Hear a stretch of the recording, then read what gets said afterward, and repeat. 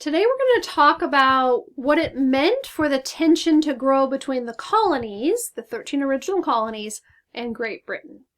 And our essential question is what British actions angered the colonists in the 1700s.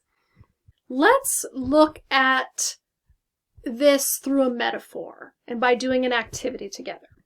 So let's pretend we're going to have a special party in class together at Centennial when we all come back to school.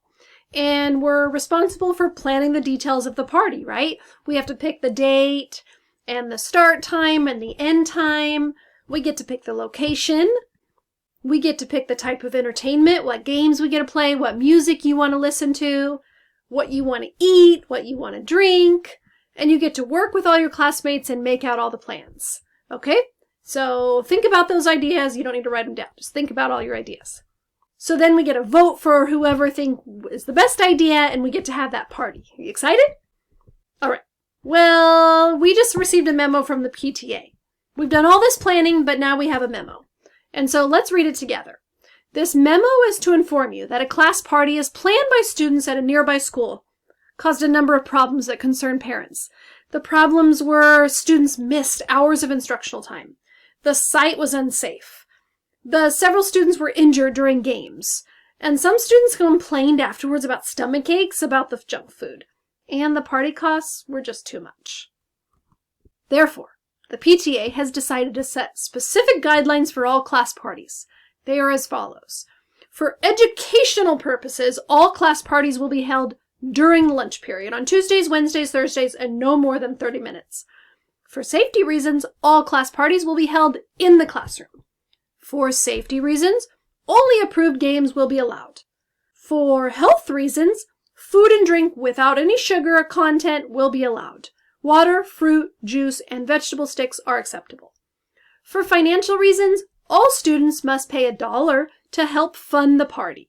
Students who do not bring the money may not participate. Oh my, how do you feel about the memo?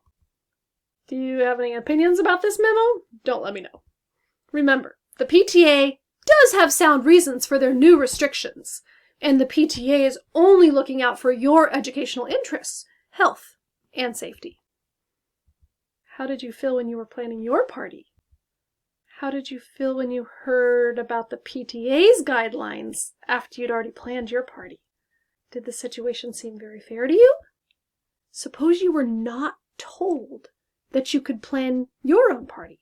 Instead, you were told that the PTA was going to allow you to have a class party with certain restrictions. Would you have felt as frustrated as you do now after planning your own party?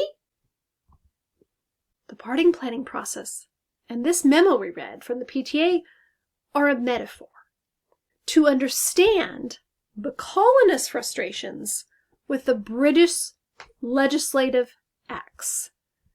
Your experience in planning the party is similar to the colonists' experiences with the British in 1754. Let's look at these experiences together and compare and contrast. So we had the PTA. Historically, Great Britain was the PTA. We are the students in this experience. Historically, the American colonists were the ones planning their own party. We as students were given freedom to plan our party. And back then, the colonists were given much political and economic freedom for 150 years. We had the PTA place restrictions on us.